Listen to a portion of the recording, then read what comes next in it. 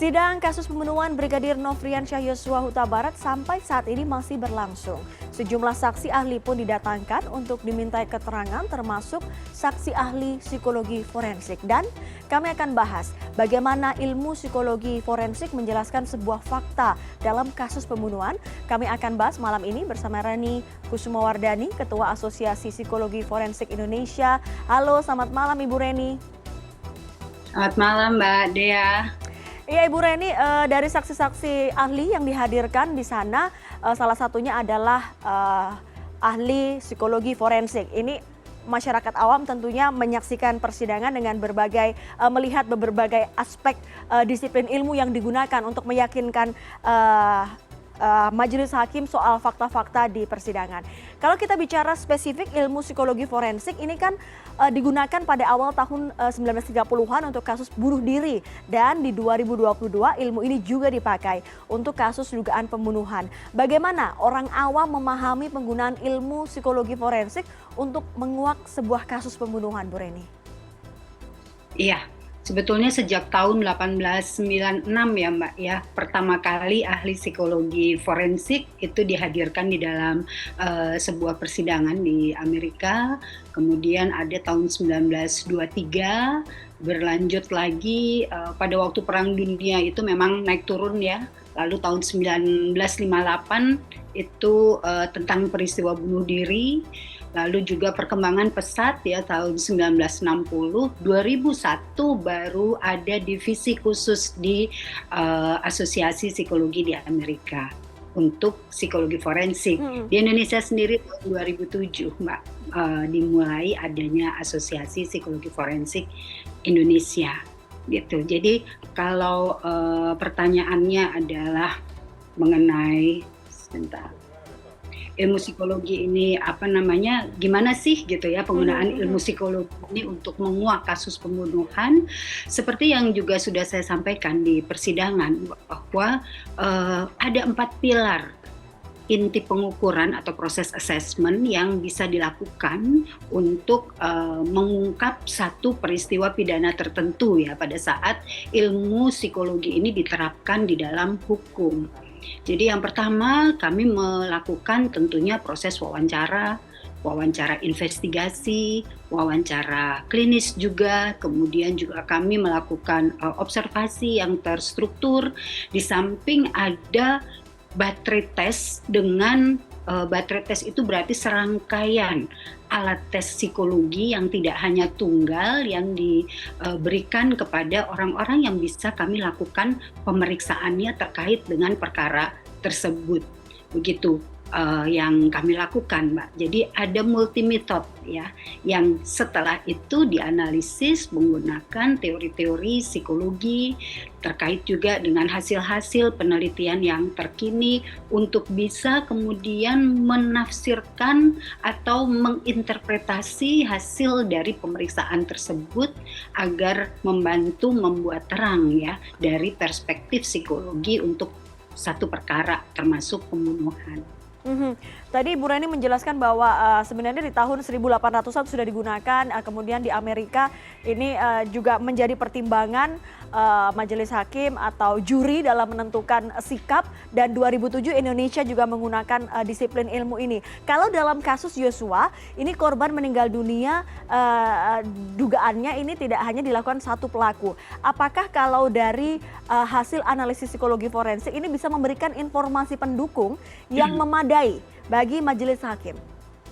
Ya, kalau pertanyaannya bisa atau tidak, Mbak, sebetulnya jika ada sebuah kelengkapan data yang bisa diambil, itu kami bisa memberikan sebuah gambaran. Gambaran ini artinya bukan sesuatu yang definitely begitu ya Mbak Dea, tetapi merupakan satu proses analisis untuk mengambil simpulan dari perilaku yang terjadi.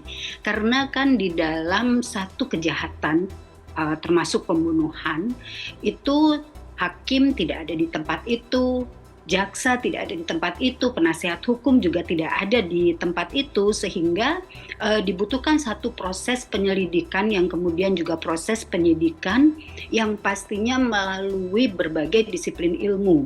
Nah, psikologi ini juga bisa dihadirkan dan sebetulnya juga bisa menggambarkan, misalkan apakah sebetulnya pelaku penembakan itu satu orang atau pelaku penembakan itu dua orang seperti yang diduga terjadi pada kasus Joshua ini, jika memang ada kelengkapan data.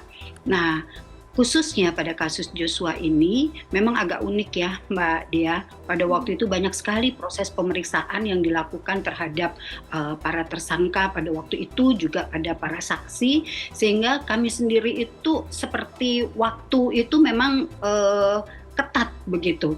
Jadi boleh dibilang data kami tidak cukup untuk kasus Joshua ini kemudian menyimpulkan apakah penembaknya satu ataukah penembaknya dua gitu. Jadi terkaitnya pada data-data yang kredibel yang kami kumpulkan itu tidak cukup untuk menyimpulkan sampai situ.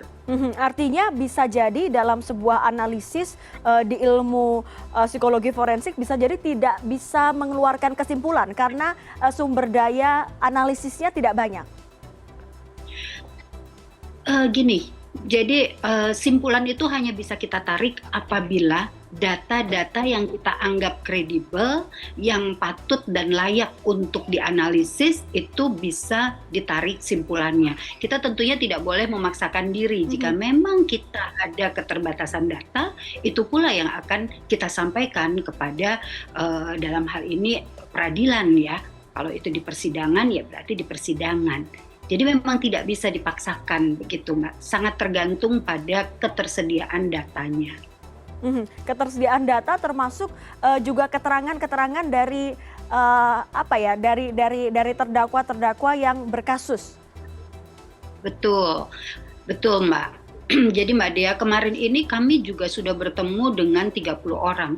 Masing-masing orang itu juga kita temui, ada yang beberapa orang hanya satu kali, beberapa orang kita temui 2 sampai 3 kali. Tetapi itu tadi ya, setelah kami mencoba untuk menganalisis, memang ada beberapa poin yang kami bisa simpulkan, tetapi ada beberapa poin yang memang kami tidak bisa simpulkan karena keterbatasan data.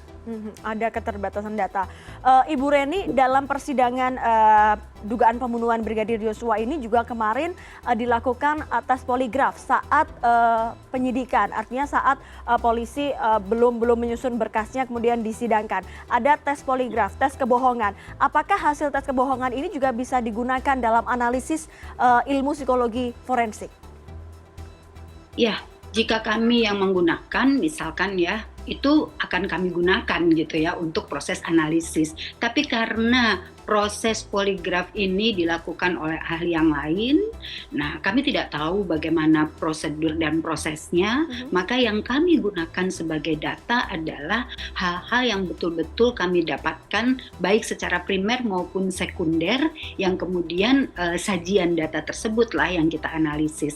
Untuk kasus Joshua ini kami tidak menggunakan tes poligraf sebagai data begitu, karena tes poligraf itu sendiri kan dilakukan setelah kami menyodorkan laporan kami, setelah laporan hasil pemeriksaan kami selesai, jadi tidak masuk di dalam analisis kami.